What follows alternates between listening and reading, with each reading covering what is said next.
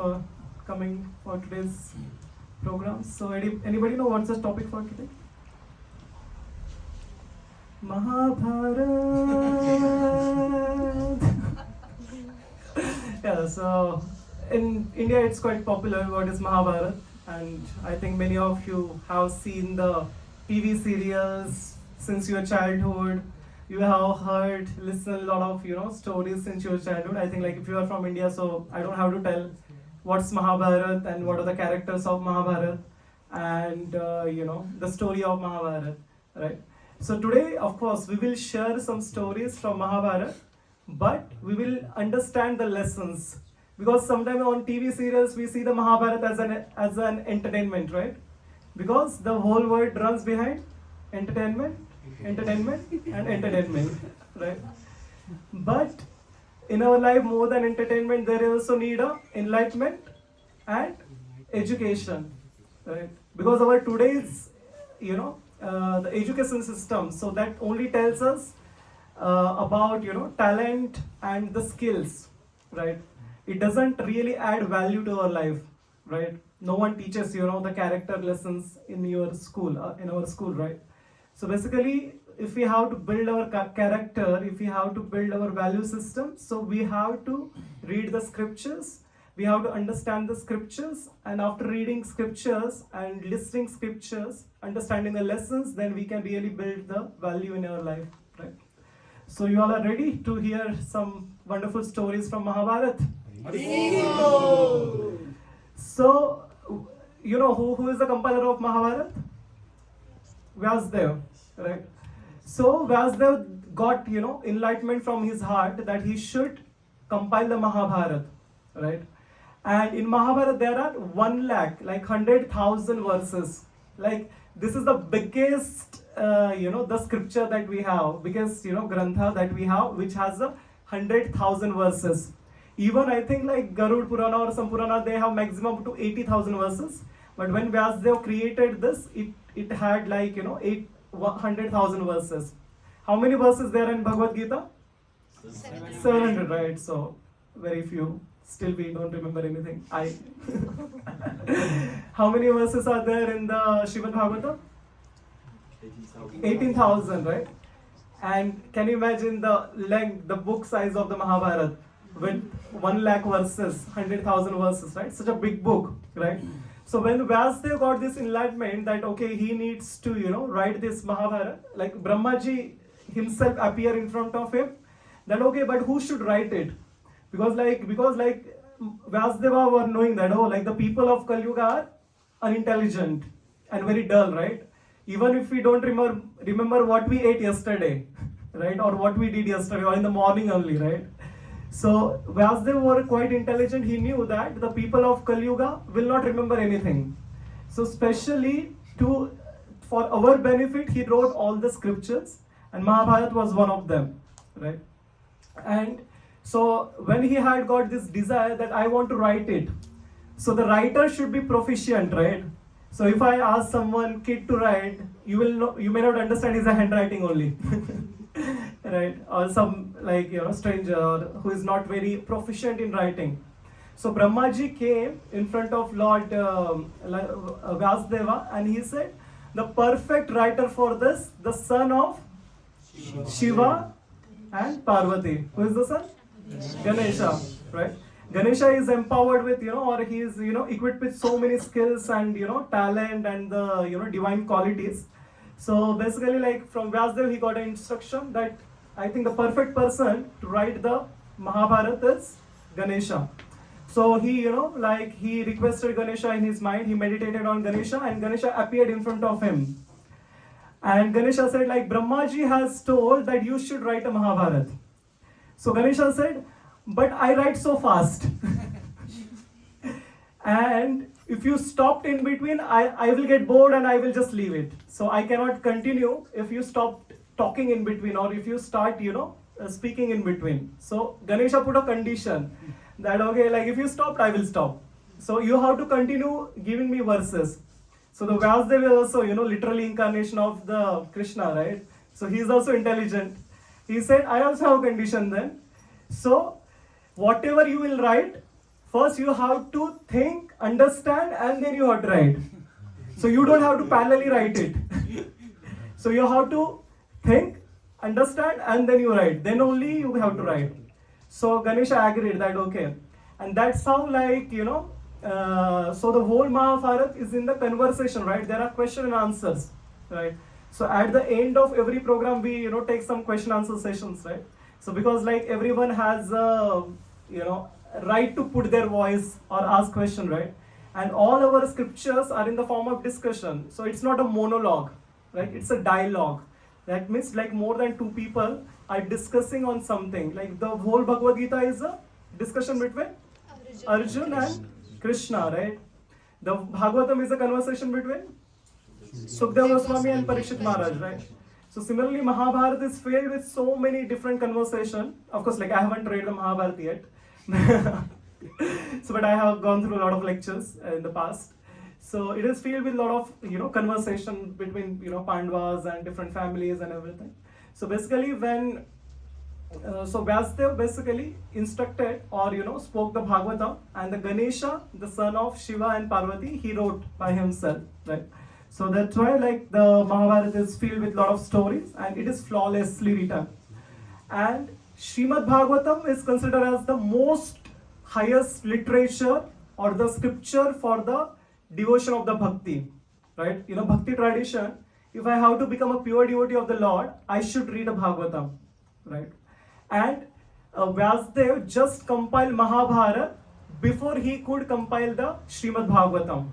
So the Mahabharata itself also talks about the pure devotional service, but it is not 100% talks about the pure devotional service.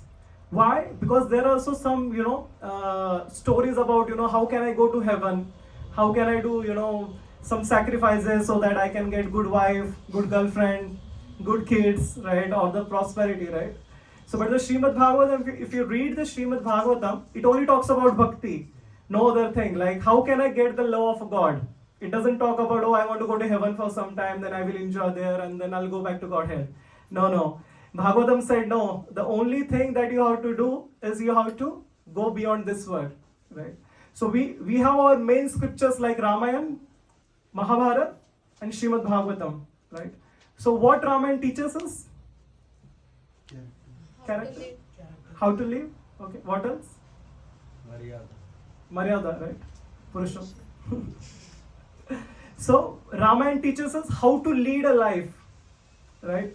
When we read, it's not like, when we read, Lord Ram killed Ravana and that's like, finish Rama, and that's how we celebrate our Dashera, We just celebrate Dashera and completely miss the essence of celebrating Dashera, right? So killing Ravana doesn't mean that we have to kill the statue of Ravana, right?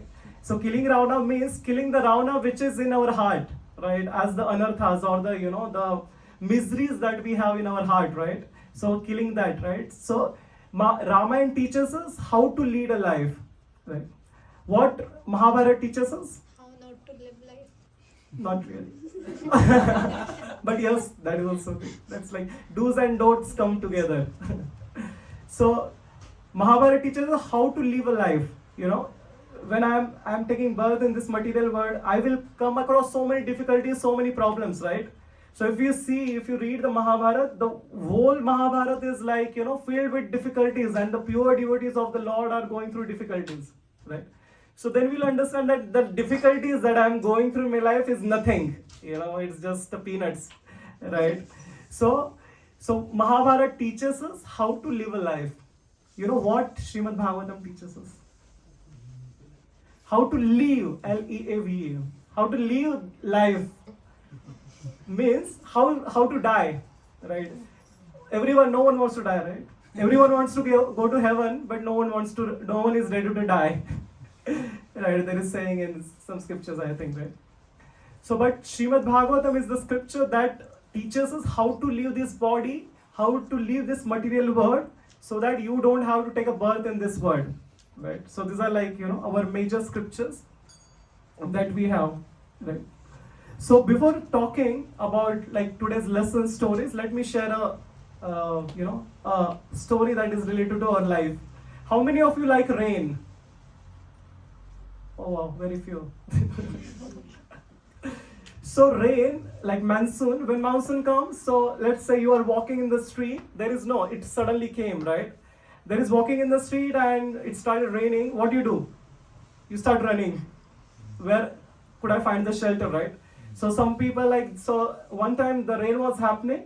So one man saw that, oh, like everyone is running. And he also, took some shelter under some, tree or bus stand.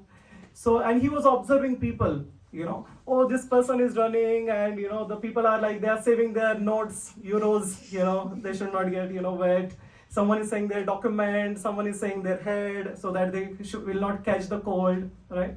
So this person observed one small girl with her father, and they were walking, and it was raining, and it was not like normal rain, it was like almost heavy rain was happening. And this little girl, what she was doing, she had her hand held like this out, and she was like collecting water of the rain, and she was drinking it. And again, she was doing it, and she was drinking it, the little girl, right? And then she asked her daddy, her father, Daddy, why it doesn't rain every day? Right. So, of course, the daddy was very busy, as usual daddies. So he did not, react or respond. But when like this person who was, standing close, so he observed that, like he learned a lesson, or he understood something, deeper, right? So when the grace, the mercy, the difficulties come in our life, what we do? We hide, or we, like try to cover ourselves, right? When the difficulties come in our life, we try to run, right? But what this girl was trying to do, she was trying to, rather than, running from the difficulty, she was participating in the problem, understanding problem, and, enjoying the problem, right? She was accepting the mercy like this. Sometimes, like when the mercy comes in our life, knowledge comes in our life, difficulties comes in our life, we run, right? But running is not the solution, right? The more we run, the bigger it gets, right? So basically, this person learned a lesson from this girl that, okay, when there are mercy, difficulty, knowledge comes in your life, we should accept it rather than running, right? And the Mahabharata is the most, the Mahabharata teaches about that most, because it is filled with so many great stories that, that teaches like how can we, receive this rain and drink it, or, how can we receive the mercy and, we absorb that in our life, right? So I would request, like, of course, we all come to temple, we all, sit, as Shamla Prabhu said, right? We all sit, we chant, we meet everyone, we take prasada, so that's very good. But if you don't take something with your home, that is knowledge or the wisdom, then you are not really taking benefit of coming to temple, right? Because like, you might see the deity, you might talk with devotees, of course, that's very wonderful, right? But when you leave the temple, so you are taking knowledge, right? Because the knowledge will help you, and it is not the normal knowledge, it is a devotional knowledge, not the knowledge of the material world, right? So basically, the Mahabharata teaches us, how to develop values in our life, how to, tackle difficulties, how to accept the problems, right? So today we will share some stories, and then we'll discuss the lessons from that. So, how many of you have some background or don't have any background about Mahabharata? So, I'll quickly share so that you will have some base for Mahabharata, and then I'll go into the stories. Okay? So, yes, someone from Oman doesn't know. Yeah. So, in India, there is one town or a city which is called as Hastinapur. Okay? And this city of the Hastinapur, in the same family, there are two brothers, Dhritarashtra and the Pandu, right? So the elder brother, Dhritarashtra, and also there is third brother, his name is Vidur. So the eldest brother, Dhritarashtra, has 100 sons. Anybody has 100 sons? I think now people don't even want one son. They are happy with dog and cats. So he had 100 sons and one daughter. Right. The second brother, Pandu, had 5 sons. And the last one, Vidur, so it is not mentioned, of course, he had some sons. But like majorly these two are like the kings.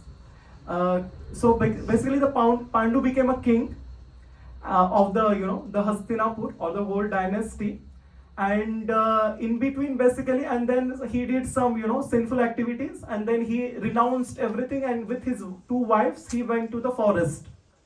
And in the forest basically then he got like 5 children, and eventually he left his body, basically he dies.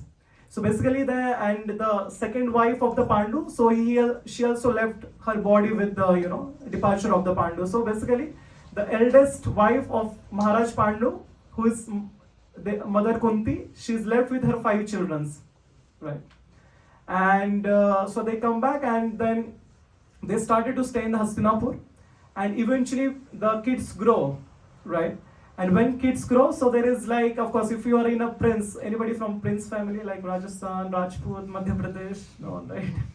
So if you are from the prince family, so as you grow, so you become a king, right? After some time. So of course the Maharaj Pandu was the king, and Dhritarashtra was the temporary king, right?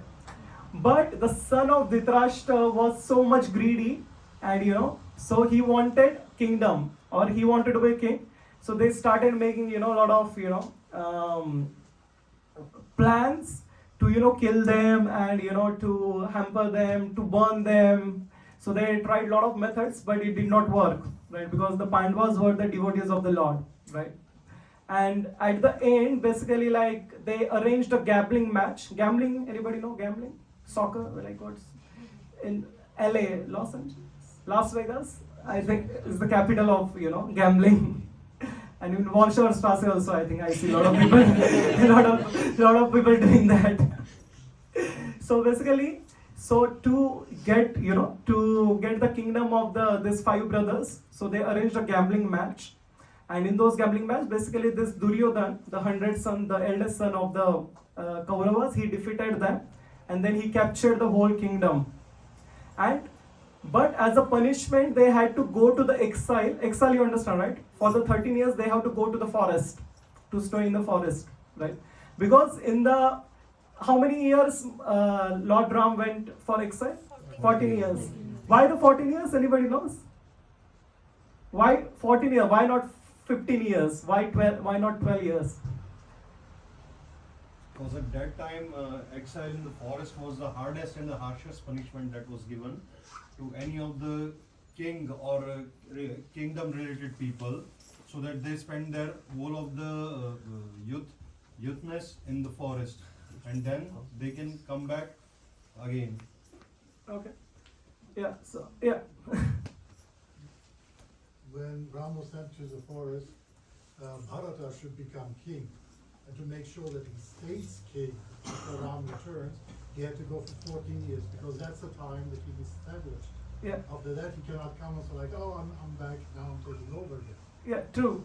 So basically, like, if you are taking care of someone's property, if you, in a Treta Yuga, there was rule that if you rule for 14 years, the property will become you, and after 14 years, if you come, you don't have any right. So that's why the Lord Ram went to forest for 14 years. Then in Dwapar Yuga, the rule become 13 years. So that's why the Pandavas went for exile in 13 years. And in Kali Yuga, the rule is 12 years, but no one follows. Even after, like, people come after like 100 years, they claim, oh, it's my property. Or even someone is taking care for that property, still people don't care now in Kali Yuga. Of course, the laws have changed now. So it is like that. So basically, they went in exile, and they came back from exile, and they claimed their property now, right? But this 100 sons, they denied that, no, now it's our property, you cannot take it. So to claim that property, they fought a war, and it is called as Mahabharata, right? So everyone understood what some context, like it's 100,000 shlokas, right? So I cannot compile in 2 minutes. Yeah. It is 13 plus 1, right? So 13 years in the forest. 12 plus 1 actually. 12 plus 12. One is like in the in disguise. incognito. Yeah. Yeah, I was like thinking Agyatas what they say. So incognito is the word for the last. Like we go to incognito mode when we want to book flights. So, so like this. So they came back after 13 years and then they fought a war. So the war is called as Mahabharata. Right? So as we discussed today is the different stories, you can correlate how these stories decode the complexities of our life. Right? So we have a lot of complexity. Anybody is always happy here? There are some complexities like in our life, right? So it's the nature of the material world, right? And all will go through the complex situation that we don't find a solution, right? Maybe someone's roommate is like making a lot of mess and like you don't have a solution, right? What you will do, right? So as we discuss, you might find certain things helping in your life, okay? So that we'll discuss. So we'll talk about few C's, So first C stand for the choices. How many of you seen Harry Potter? It was my favorite movie. So in a Harry Potter, like there is one very famous quote, right, by Dumbledore. Dumbledore, like, who was the headmaster. So what Dumbledore says, it is our choices that decides who we really are more than our own abilities, right? So someone might be very able or someone might be very talented, but he is using his talent to make a bomb, right? So what's the use of that talent, right?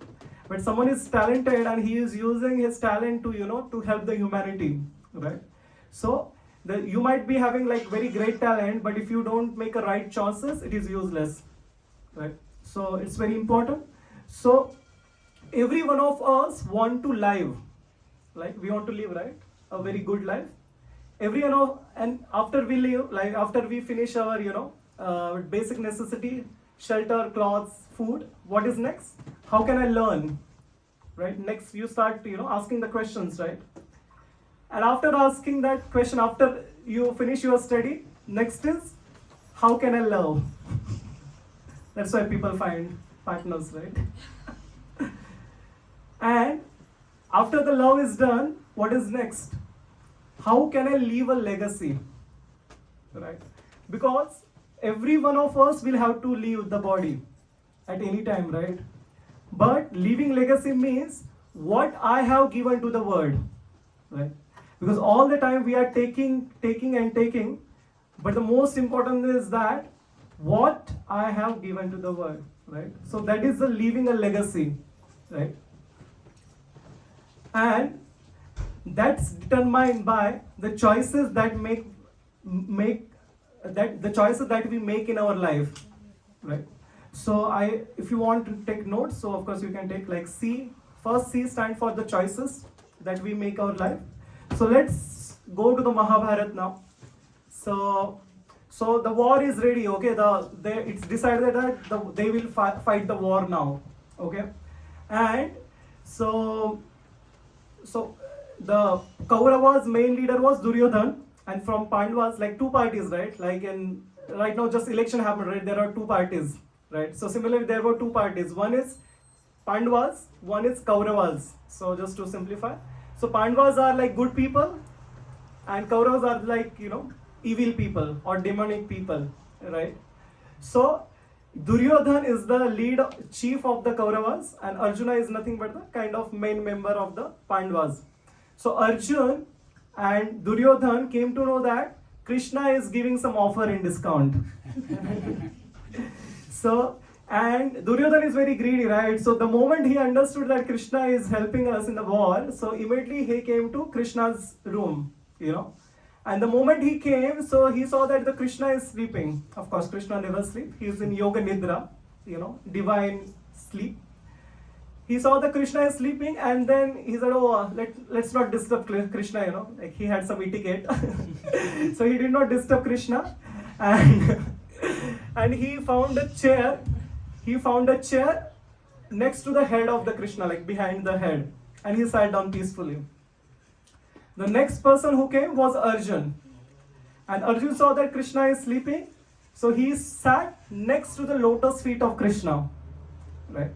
And some time passed, and Krishna woke up. And Krishna made a promise that whoever I will see first, I will give whatever he will ask me. Right? So whoever I will see first, I will give whatever he will ask me, right?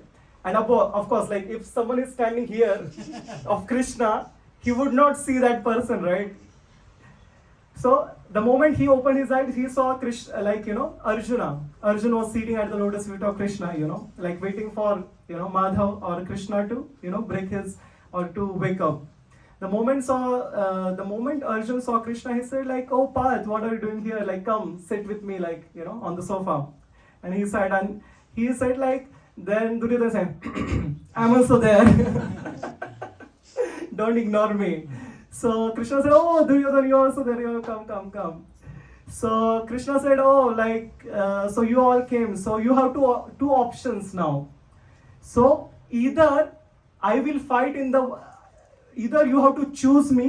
I will be armless, like I will be without any weapons. I will not fight a war.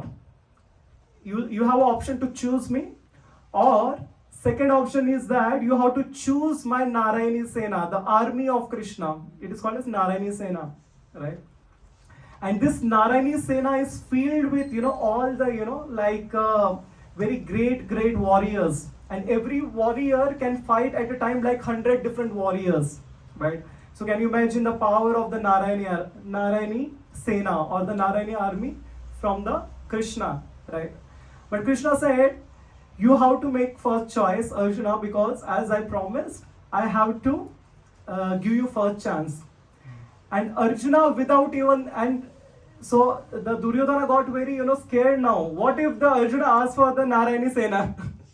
Then all my plan will be failed. And he was praying and hoping that he should not ask the Narayani Sena or army of Krishna to like Arjuna should not ask the Narayani Sena to Krishna, right? But Arjuna was such a faithful friend and lover of Krishna. He without even thinking, he asked for, "Oh Madhav, I want you." Right? And Duryodhana became so joyful. Yes, in the heart, like he was saying, "Oh, finally I became, Narayani Sena is here." But externally he was saying, "Okay, I will take the Narayani Sena." And he was showing so much, like sadness that, "Oh, I have to take Narayani Sena. Arjun, you take Krishna. I will take the Narayani Sena," right? So you can see that, right? Like Krishna, like Arjuna had two choices. First choice was either to choose God. The second choice was either to choose the resources of the God, right? And similarly in our life also we get the same opportunities. Either we choose the God or we choose the resources of the God, right? Why we want the resources of the God?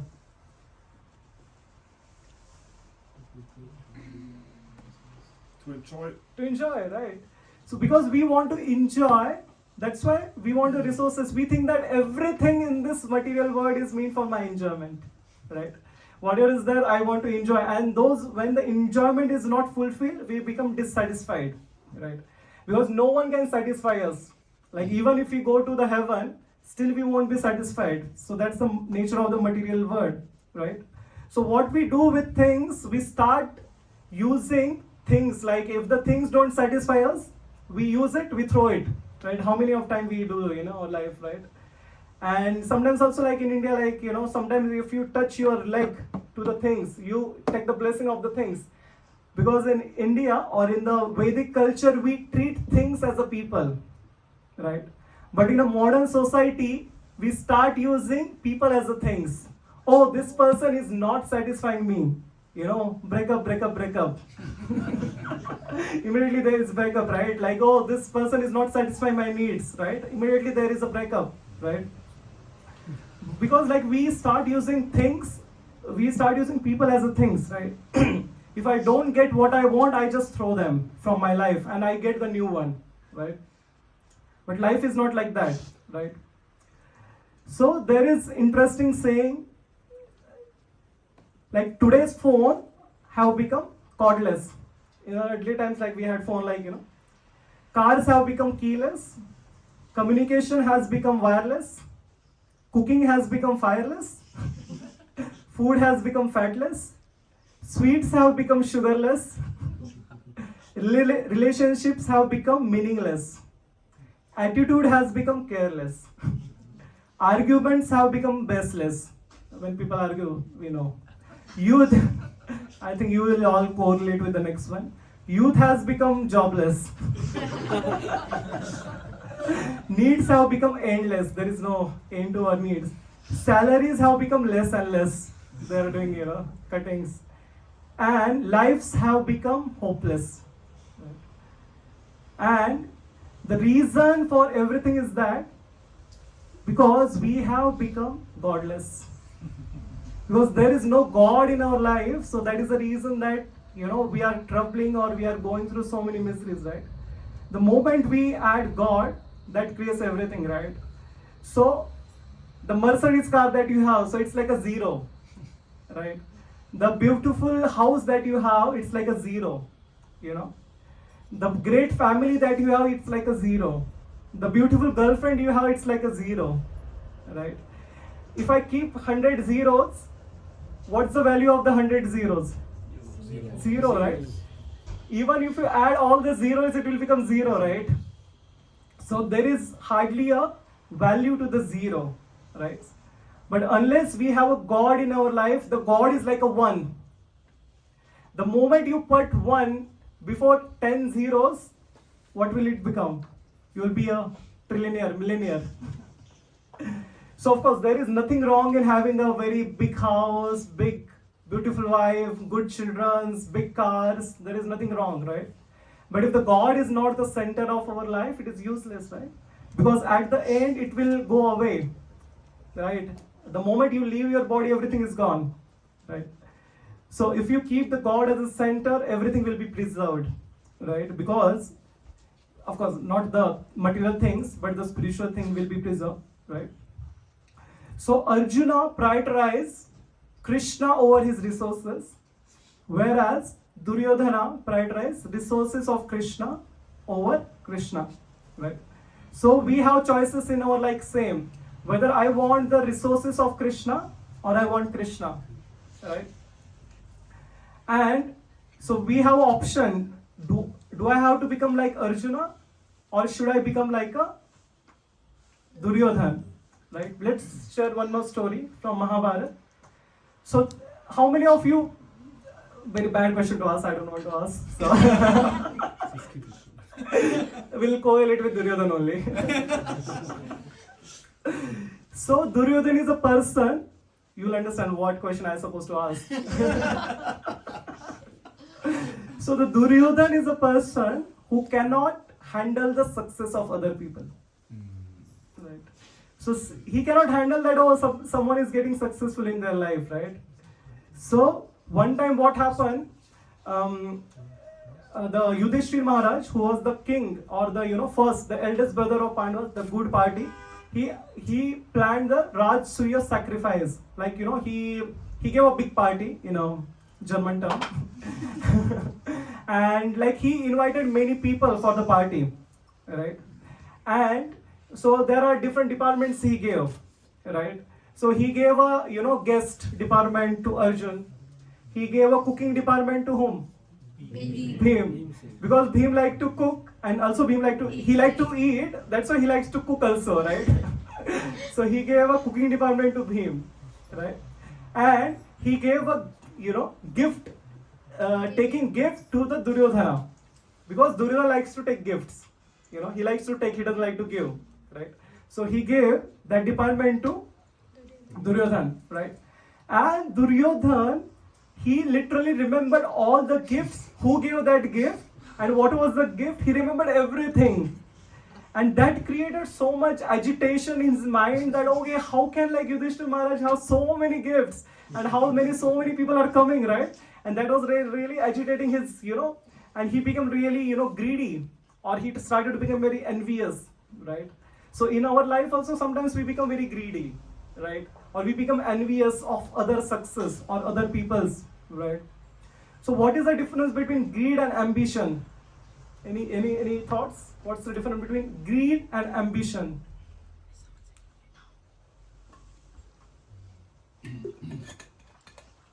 Yes.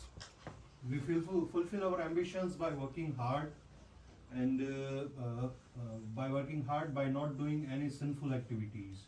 Correct. And greed is such type of things that we do to attain something, to achieve something. We take each and every step. We do anything for that, Correct. whether it is right or wrong. True.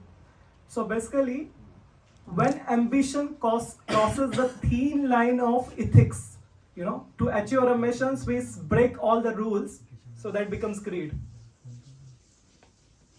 Right? So Duryodhan had everything, Duryodhan was the king of Hastinapur, he had everything, but still he wanted the Indraprastha, like current New Delhi of India. Still he wanted Indraprastha from the Yudhishthir Maharaj and Pandavas, that he built from the scratch. There was a desert and he built complete city from the scratch. Still Duryodhan wanted that city. What was his thought? Oh, I want everything and I don't want them to have everything. In our life also, like sometimes we said, okay, I have everything in my life, but I don't want that person to have that thing.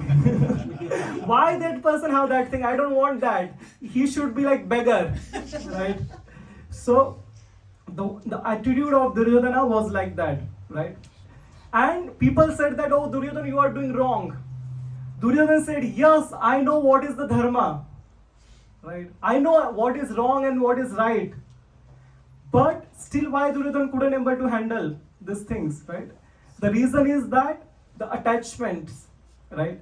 In our life also, we might be knowing, what's good, what's wrong. You might know all the scriptures, right? You might know Bhagavad Gita, first shloka to last shloka, by hearted, right? Still people commit crime, right? Why? Because people are attached to the things, right? So till the time our mind is attached to the things, we will end up in committing sinful activities, right? That's the nature of our mind, right? And the attachment makes us blind. Even though we have so much knowledge, we cannot really understand, right? Like why I'm doing this wrong, right? Sometimes we discuss that, like someone gave a very good class and after that he started, sinful life, right? Why? Because I'm not talking about myself for sure. Pray that I don't do this. So attachment makes us completely blind because that's the nature of attachment. So Arjun made a right choice. He chose God over God's resources, and Duryodhana made a wrong choice, choosing the resources over Krishna. So first thing we learned today is the choices that we make, right? So but after you make choices, what comes next? Commitment, right? Sorry, challenges. That is third. So I give private tuition to her. No, just kidding. So after you make right choices, it is followed by challenges, right? So how many of you gone to the gym? Not really, not like similar. Yeah, JMP is there. So of course the gyms are most crowded on the first week of January, and after that it's like like empty, right? So best you can even go for meditation in gym in December end because no one is there, because they know that's why they offer 1 year membership. They don't offer monthly membership because they know that these people will not come. They are very excited. New Year resolution, I want 6 packs now.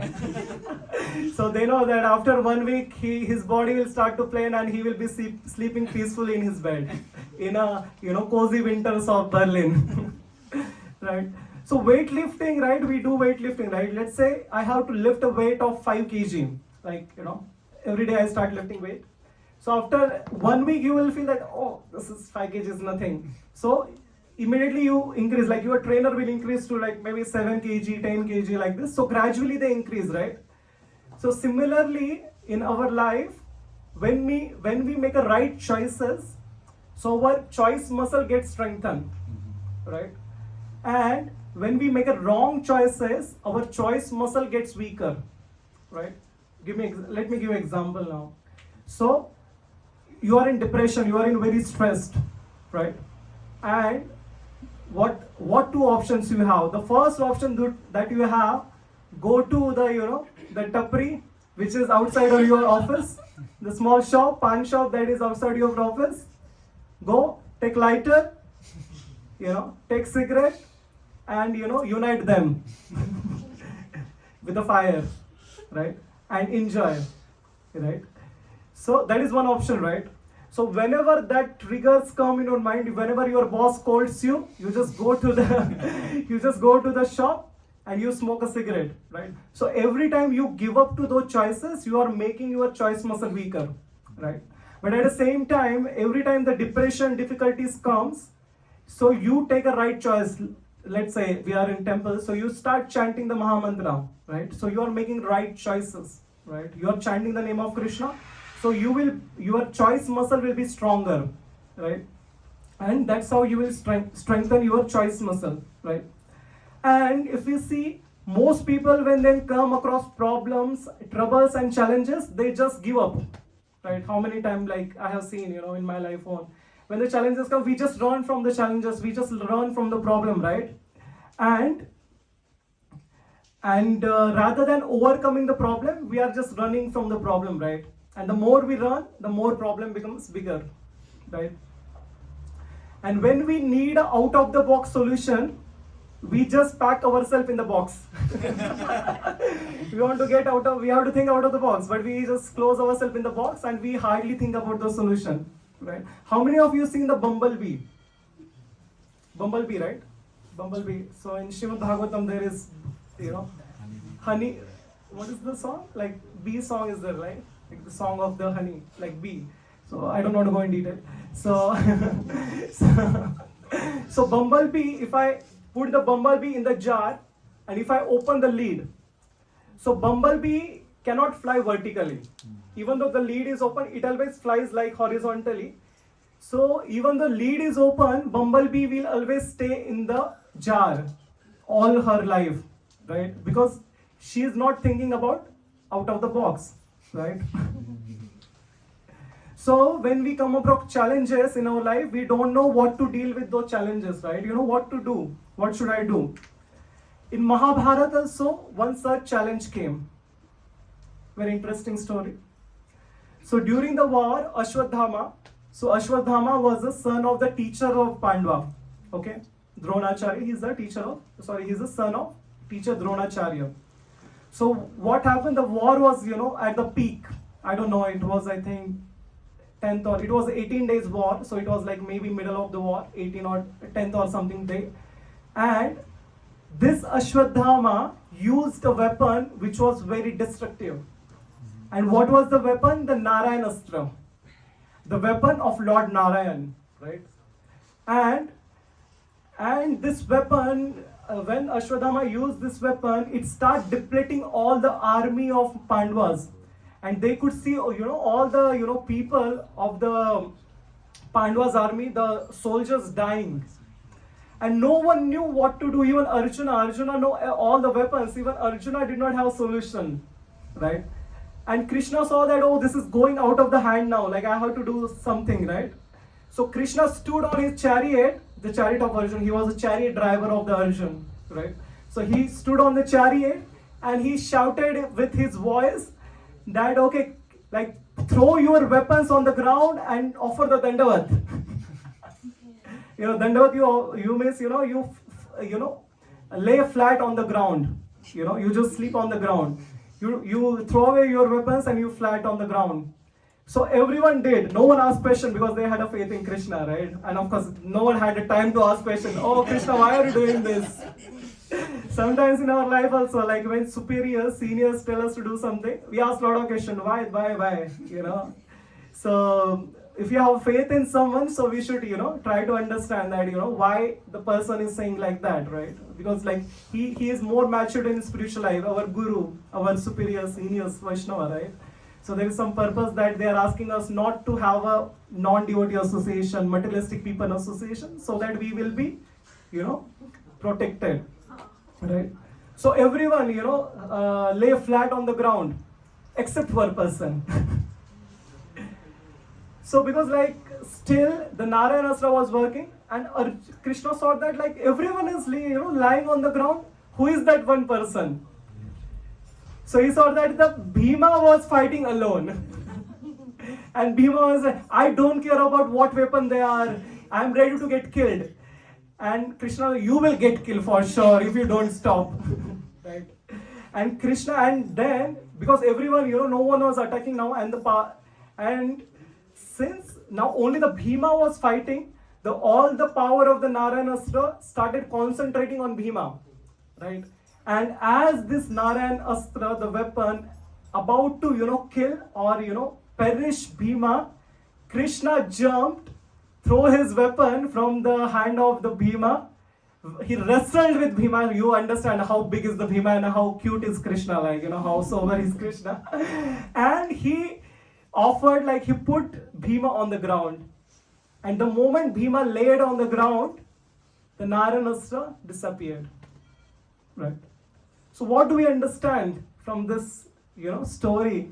In our life also, there are so many problems that we cannot, fought with. Not all the problems that we have to fight or the solve, right? So there are some problems that we cannot solve in our life, right? But sometimes we waste so much our time in solving those problems, and we end up in getting depressed, right? So after this incident happened, Arjuna asked, Krishna, what happened, why you, what happened, because it was so happened in momentary. So Krishna said, this is the weapon of Narayana, right? The more you fight with the Narayan weapon, the more powerful it becomes. Like if you use any other weapon, like if you use Brahmastra, it will become even more powerful. So that was the power of the Narayan Astra. So the Narayan Astra cannot be fought. It cannot be fought, it can only be surrendered, right? So whenever Narayan Astra comes, so we have to offer our obeisances and it will go away. It will disappear, right? So similarly, there are many problems that are like a Narayan Astra in our life, right? So when you come across such problems, how do you deal with it, right? So all the problems we don't solve, right? We cannot solve all the problems of life, right? So, but therefore, some of the problems we mean to be tolerated. We have to tolerate few problems, and some of the problems mean to be dealt with humility, right? So humility means, so the real definition or the definition of humility means when to fight or when to solve and when to surrender, right? So in our life also there will be so many problems will come. So we need to understand, should I fight with this problem? Should I waste my energy in fighting this with problem? Or should I tolerate and surrender to the will of the Lord, right? So we always have these choices, right?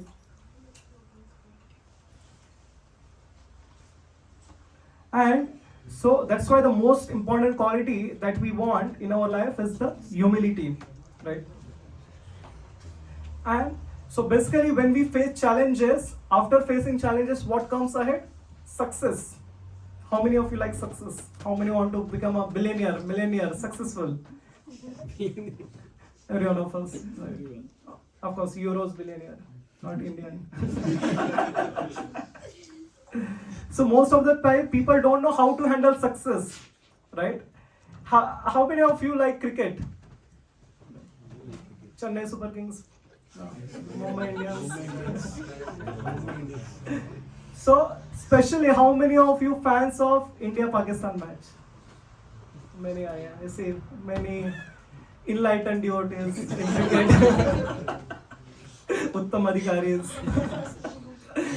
So you see, when there is an India-Pakistan match in India, or wherever in the world, if the India wins, people become so happy they don't know how to handle success. They break their own televisions.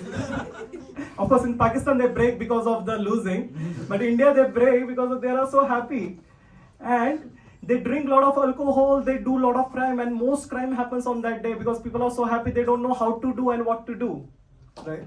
So similarly in our life, when we become so happy, we become so successful, we become arrogant, and we don't know how to handle success, right?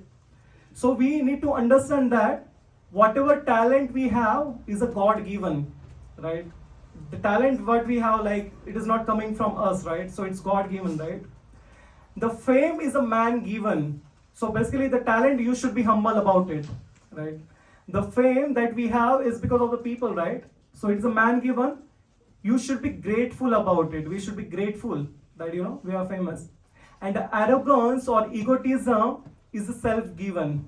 We should be careful about it, right? So we should care how much ego I have, how much ego I am building, So therefore people who become successful in life, the most important quality that we have to build in our life is the humility.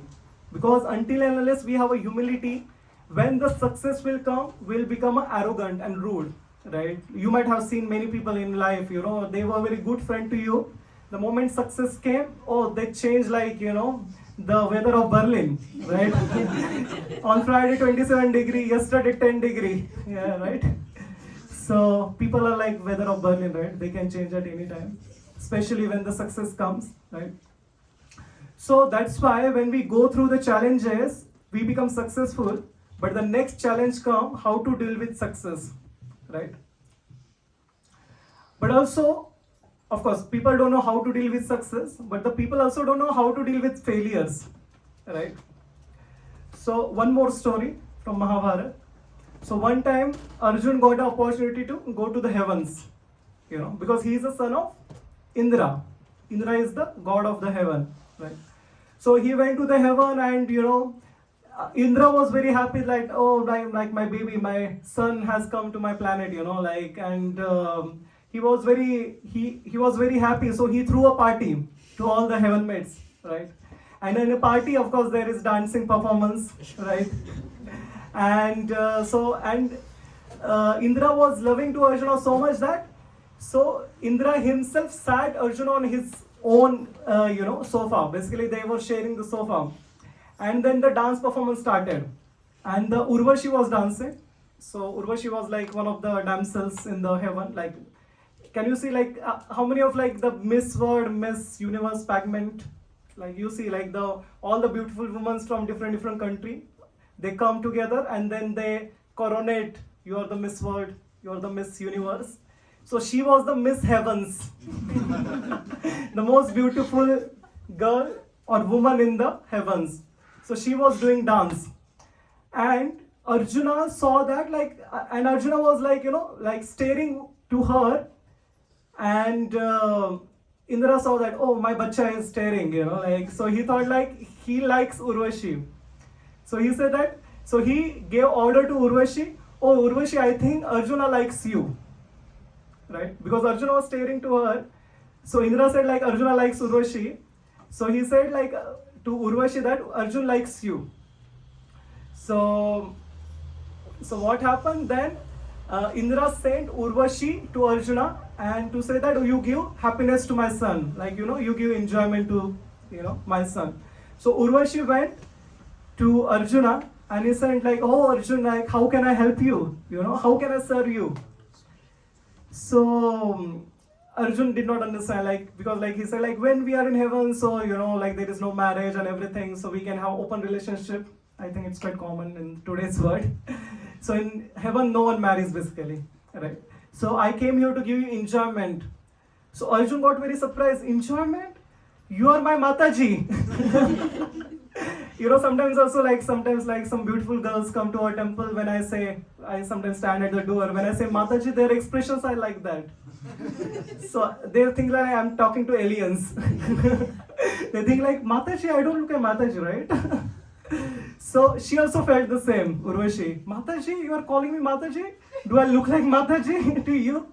And she cursed Arjuna, you become a transgender all your whole life. Then Indra came to resolve the conflict, right? Then Indra resolved conflict like, I thought like you want to enjoy with Urvashi, that's why you were staring.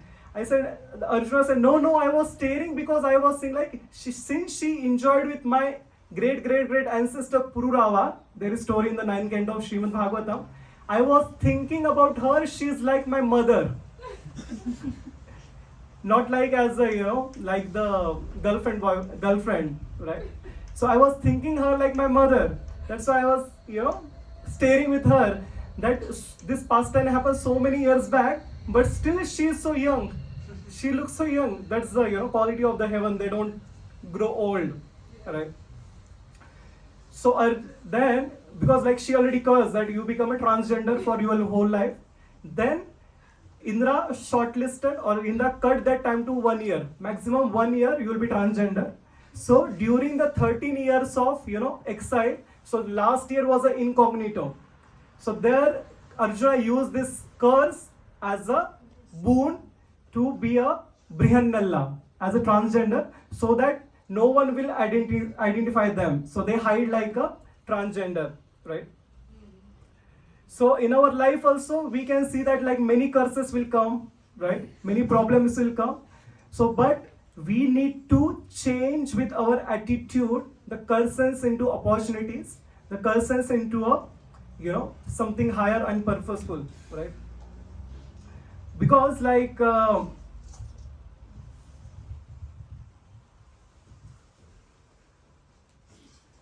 because like in a life, so we have to see small trace of the things, or a small trace of positivity in every negative situation, of course. Like when the negative thing comes, so how can we be become matured from the negative things or the crisis? So first we have to think, what are all the good things happening in my life? Of course there is bad thing happening, but at the same time I have to think, what are the good things happening in my life, right? The second thing that we have to understand, what is the good thing that this bad thing is trying to teach me? Of course, there is always good something in bad. You might have realized, right? The good might be it is trying to teach us the Krishna consciousness, bringing us closer to the Krishna, right? And the third thing, what is good in that bad situation, right? So whenever something bad comes, so we have these three choices, right? What is good happening with us? What is good in a bad situation? And what is a good thing that is, this situation is trying to teach me, right? So our problems are like that, right? So we need to handle, the negativity like that, right? So the problems are like a demons, right? They will come and they will haunt you, right? But if you have a right attitude, then you can deal with those problems, right? And the more you deal with the problem will become, smaller. So when the problem comes, we run, right? But when the problem comes, we have to ask to the problems, what do you want? What do you want? Or what do you want to teach me, right? What lesson you are trying to teach me, right? So by that, we can, resolve negativity in our life, right? So, and so that's why we need to look at the problem and face them properly rather than running from the problem, right? So let me crack a joke. So there was one person, so he threw up his 50 years anniversary party. Okay, so 50 years anniversary party completed. So and everyone was like happy, and everyone was curious, like what's the secret of your everlasting marriage? 50 years they completed in marriage, right? What's the secret? So what this person said, so when during my 20th anniversary, so we went to the Rome for traveling Rome, right, in Italy, and today on my 50th anniversary I'm going back to the Rome to bring my wife. So that's the secret of everlasting marriage. Right? So this person, like in the assembly, this person told the same joke. What is the secret of everlasting marriage? So we went to our 20th anniversary to the Rome. I'm not talking about Shamla Prabhu. His wife is in Rome. So this person they went for honeymoon to Rome at 20th anniversary, and 50th anniversary, he is going back to get his wife. You don't do this, okay? So he cracked the same joke for 3 and 4 times. So people laughed for the first time, right? And second time, third time, if I do the same joke 2-3 times, you will say, I think something is wrong with this guy. I think he got, in our computer gets hanged. Vaibhav got hanged in between the lecture. You guys tell the same joke, right? So you don't laugh on the same joke again and again, right? So why do we cry on a same problem again and again, right? Just sometimes the problem is same, the difficulty is same, but still we cry on the same problem again and again, right? So that's how the nature of the problems are, right? So because the mind is never satisfied, the mind always, sometimes mind also enjoys problem, thinking about the problem. So we go through in our mind so much that we become attached to even problem, that you start enjoying the problem, like suffering actually, not the problem, but the suffering, right? So the best way to deal with the negativity is with the positivity, right? Nowadays I see, like people hardly laugh, right? Of course, if you're in temple, so you laugh a lot, but laughing is not very, or smiling has become extinct now, right? During my childhood, I remember that like we used to laugh like anything, and like especially I like to smile a lot. Sometimes like when I smile, people think something is wrong with this guy because the smiling is not so common, right? That's not the norm, right? Being depressed is the norm. Like if you're not normal, if you're smiling, that means you are not normal, right? So so sometimes people even join the laughing clubs to get laugh, right? And they like, tooth right, and we can try, tooth right, they're like ha ha ha ha ha ha ha ha ha, and eventually they start laughing, right? So because for smiling they have to join the laughing club, right? So we hardly laugh in our life, right? So till the time we don't laugh in our life, the problems are there to make us, cry. So why not to cry for our problems also, right? So our next lesson, like when you take a choices in the life, you have to go through the challenges, and despite those challenges, you continue, you continue, and then you come across third C, that is commitments, right? So I'll go very fast because we are short of time. So most of the time people are scared of giving and keeping commitments, right? Like people don't like to commit, right? And when the challenges come to you, you think that I will fall down, right? I will become fail, right? Therefore, important to deal with our challenges is with the commitment, like we have to commit, right? I'll just keeping some stories. So one time what happened? So there was one old man who was standing at the border of the village, and one traveler came and he asked the old man, how are the people of this village, right? So this old man asked again the question, like, how are the people of your village? Then he said, oh, like the people of my village are very arrogant, very rude and everything. So this old man said, yes, the people of this village are also like this, right? Then the first man left. Then the second man came. Then second man also asked the same question, how are the people of this village? Then this old man asked the same question, how are the people of your village, right? Then he said, the people of my village are very kind, they are very nice, and they are very humble, right? Then this old man said, same, the people of this village are very kind, very humble, like same as that of your village, right? Can you think why the same person gave the different answer to the same person, like two different people? Yeah. Because it depends on your vision, how you see Yeah. people. Yeah, right. So even though the old man is same, the village is same, he is giving two different answer to two different people, right? So basically in our life also, who you are, who you are determines like how you see others, Sometimes like when people meet, so they see, how well you are dressed, how is your hairstyle, because most of the time they are conditioned like that, like wearing good dresses, having good hairstyle, right? So the way you see others is a reflection of your own value system, right? So if your value systems are good, you will also see the other people good, right? So if you are like trustworthy person, you will also start to see other people trustworthy. If you are very critical person who always finds fault in others, you will also start finding faults in others, right? So it's the value system that matters, right? And The next thing, like, if who you are determines how you see life, right? So how our life is, so that will be determined by how we see the life, right?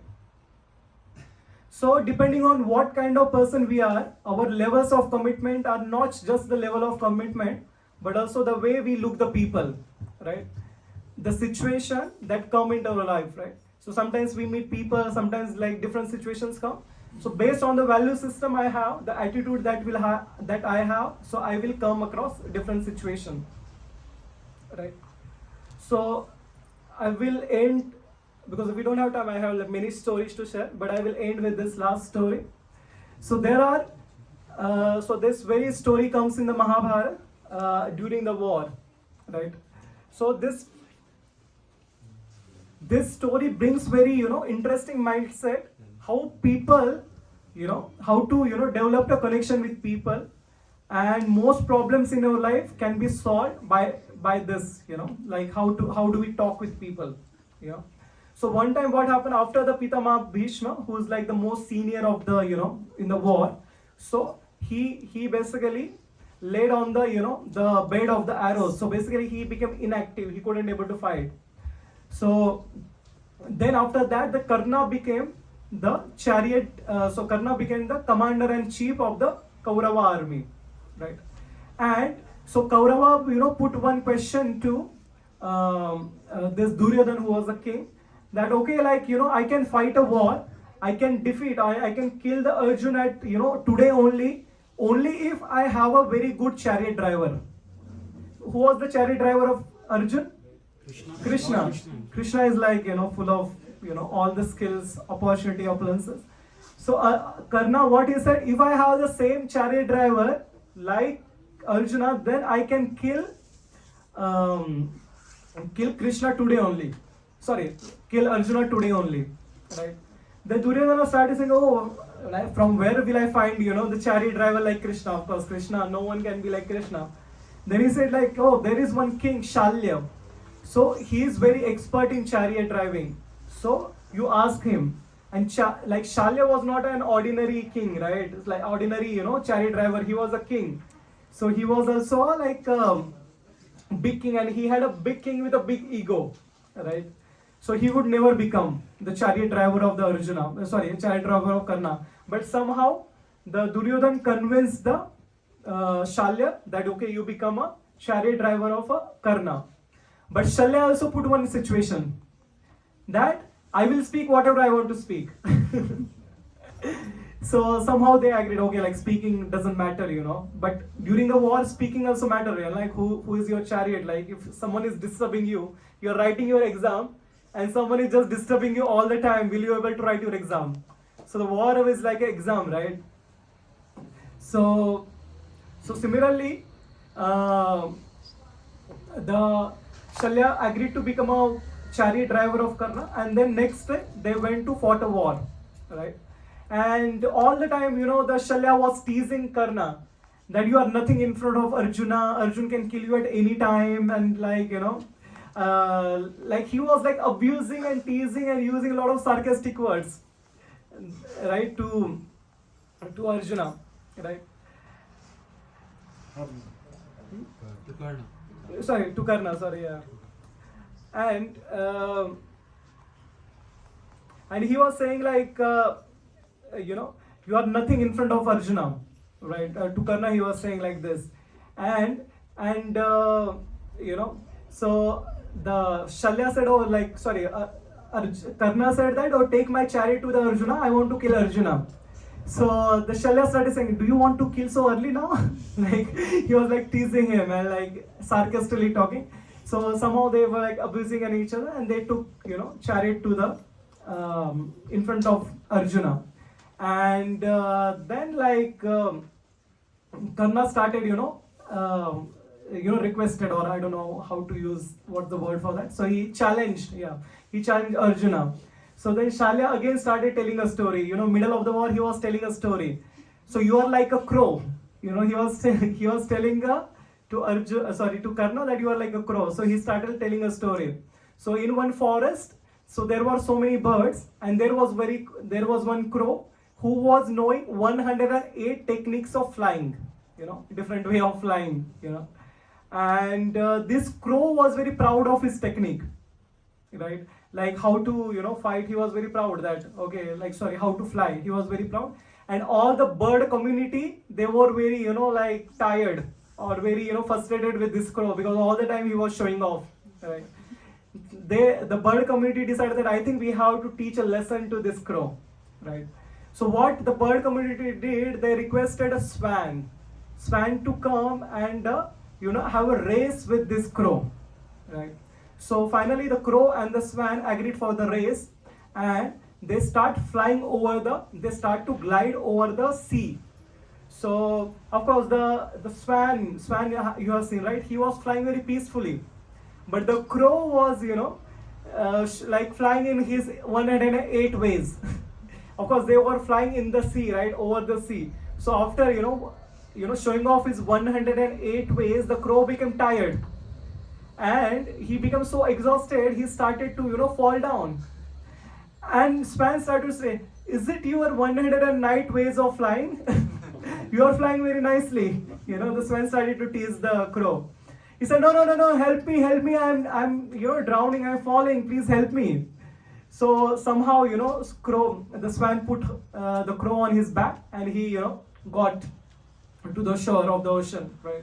Then crow learns the lesson, right? That, oh, I might be very, I might know 108 techniques to fly, but the swan is better than me, right? So the same story Shalya told to Karna, right? And he said, you are like this crow, Karna, and Arjuna is like a swan, right? You might try whatever thing, you cannot defeat Arjuna, right? So similarly in our life also, the situations are like that, right? Like we try to show up, but when there is some superior or someone comes, so we are nothing in front of that, right? So many times we go through the challenges in our life, and the greatest hurdle that comes in us life, keeping the commitment, right? We don't commit to ourselves, right? So sometimes we commit to ourselves, like when we go through the depression, that I have to chant regularly, I have to come to the temple, I have to read. But we don't commit to ourselves, right? We don't keep our commitment when challenges come, right? Because like we have not built our choice muscles properly, right? Because like when we take right choices, the challenges comes. When we overcome those challenges with commitment, then we become successful, right? And after we become successful, it is not that always we will become successful, right? Sometimes we will also fall down, right? Failure. So when we become fail, so there should be some fallback option, right? Or backup option, right? So for the Arjuna, the fallback option was Krishna. Whenever the problems, or miseries came in the life of Arjuna, the Krishna was always there to protect the Arjuna and the Pandava, right? But what was the fallback option for Duryodhan? Shakuni Mama, right? And he destroyed the whole Kaurava army, right? Like eventually, right? So similarly in our life also many opportunities, many problems and everything will come, and we don't know where to fall back. But in that case, we have to fall back to the Krishna, who is the Supreme Personality of Godhead. Then only like our life will be successful, right? Of course, everyone know how to handle success, but not the failures, right? But in failures, if we keep our fallback option like, Arjuna, Krishna as our fallback option, of course, we will be protected, and for sure, Krishna will take us back home, back to Godhead, right? And the easiest method of falling back on Krishna or taking shelter of Krishna is chanting his holy name, right? What is that? Hare Krishna, Krishna Krishna, Hare Hare, Hare Rama, Rama Rama, Hare Hare. I just spoke, 50% of my class, so there were also other points, but I think because of the time, I will shorten today. So yeah, anybody has any question, comments, or something? So yes. You spoke about the nice story. Oh yeah.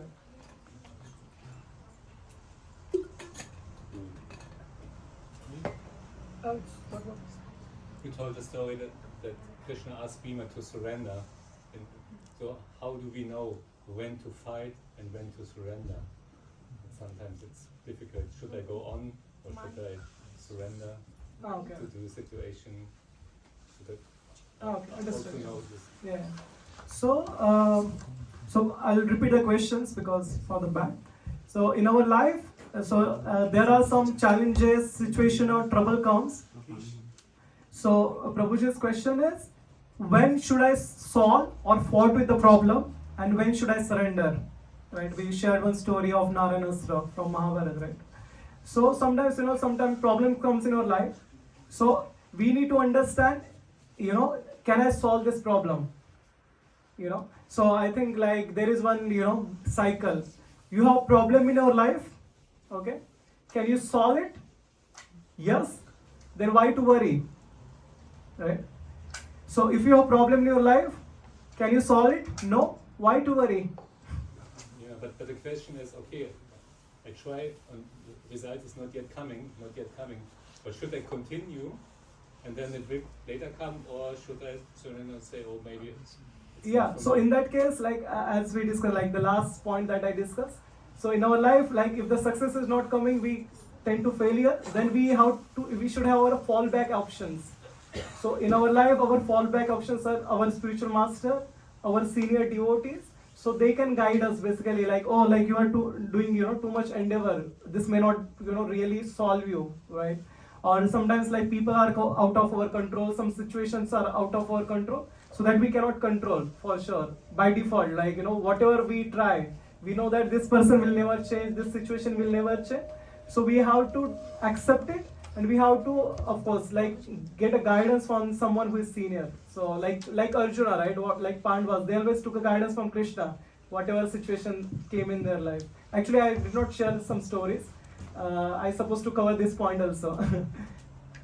Please tell the story. We have so much time. Yeah, like so one time what happened?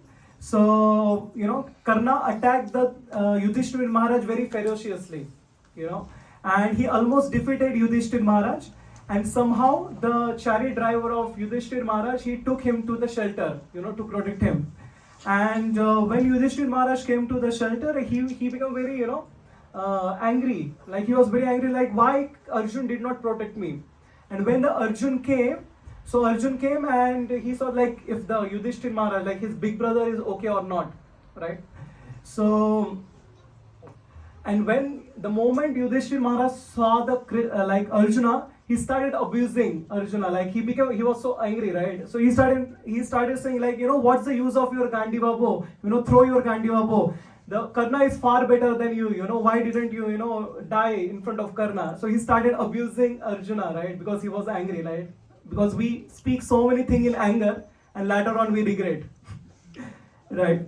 So Arjuna said, and Arjuna had taken a vow: whoever will say that you give up your Gandiva bow, the bow basically, I will have to kill that person. So Krishna was there. Krishna, oh, don't kill. Here you are talking about killing Karna now, and you are like talking about killing your own brother now, right? So Krishna said, if you abuse some person, it's like a killing.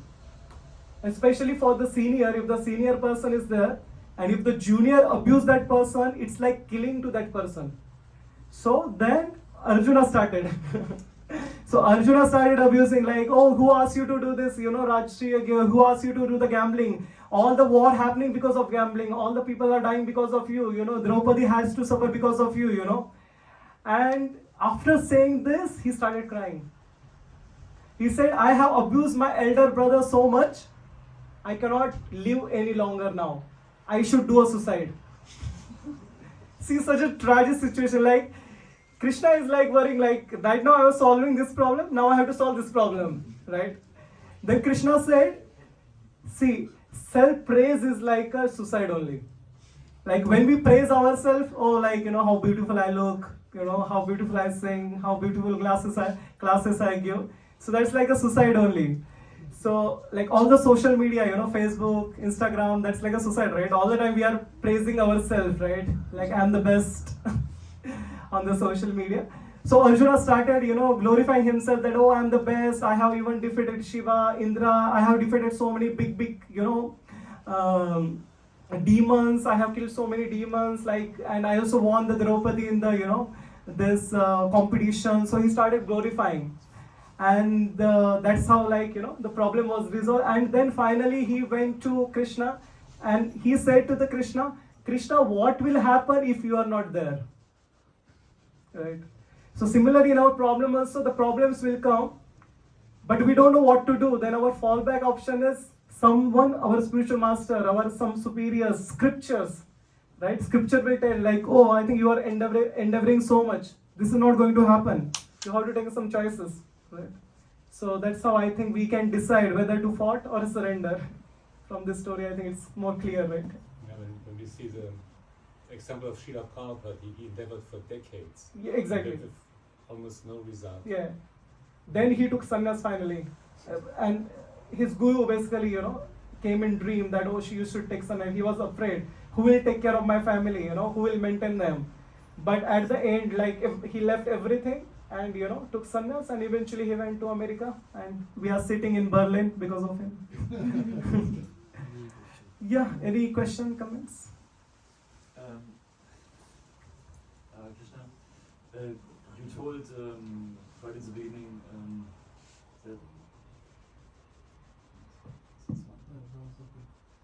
that you told that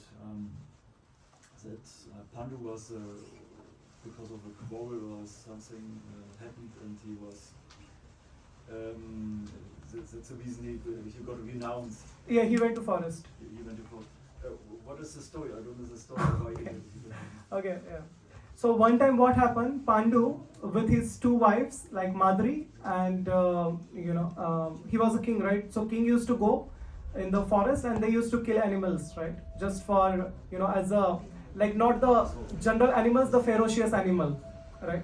So what happened, one time, so he saw a beautiful deer, okay? And by mistake, he killed that deer, okay? And eventually he realized that it was not a deer but a saint going with his wife. They made into one body and they were traveling in deer body, okay? And so this saint or this person, he cursed Pandu. The moment you will have a physical union with your wife or with any woman, you will die. So the Pandu started becoming very guilty that, okay, I killed this saint, so I have done the Brahma Hatya, right? I killed the Brahmana and the wife, right? So he started feeling guilty that, oh, I cannot be anymore the king. So he renounced everything and with his two wives, he went to the forest and then he started living in the forest.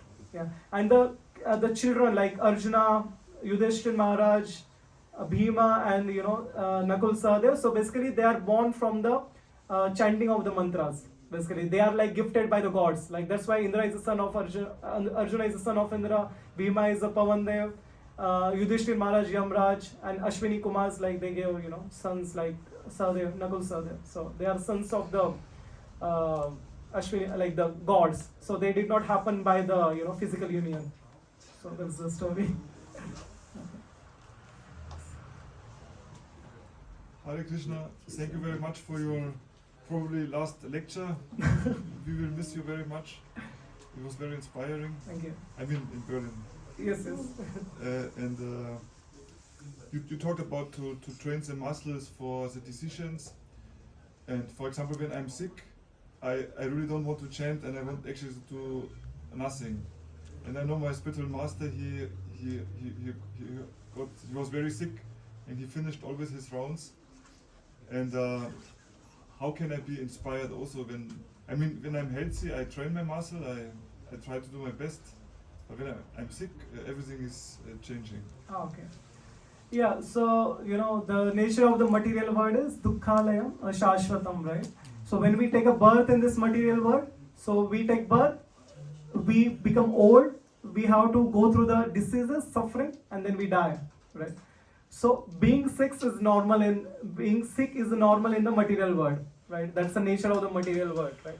So now, of course, like when we are very sick, it's very difficult, right? So that time, I think we have to remember the higher purpose, right? Because the sickness will come and go, right? And of course, the body has to go through sickness and everything.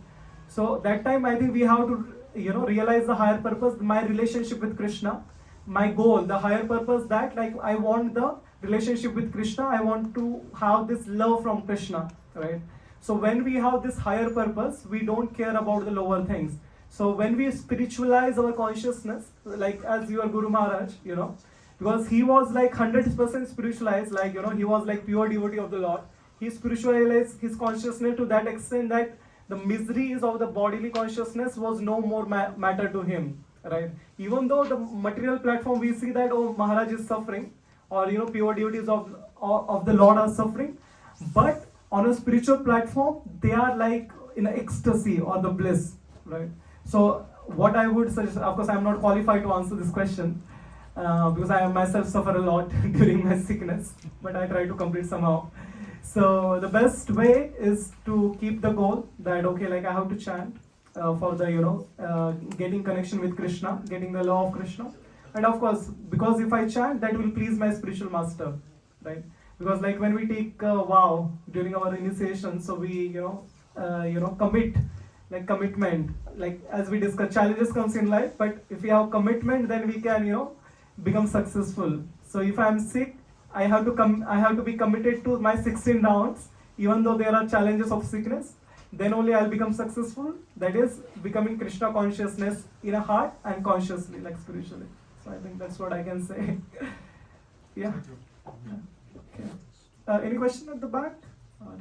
No. I have one comment to come full circle from the. Does this work? I don't think it ever worked. You are loud. Yeah, I have one comment to close the circle from the very beginning of your lecture to the very end. So in the beginning you mentioned two options. Choices. Two options in the rain, right? That I could take shelter or just enjoy the rain or take it as it is and drink the water. Maybe. Yeah. And correct me if you see it differently or if I'm wrong. But the way I see it, there's a third option, namely the one that you named at the very end of your lecture, right? You can also go to the Lord and ask basically for the rain to end, because ultimately the rain is also part of Maya, right? I mean, the rain is you can ask for the apash to change, right? The rain is also just part of the breath, right? And you go to the Lord and you say like, Lord, I don't want to be wet today, and you trust and you have faith, then the rain will stop ultimately. Yeah, so basically so rain means like we compare rain with the difficulties in our life, right? So the very purpose of difficulties in our life, the God wants us to teach, right? Like you have any kids? No. Okay.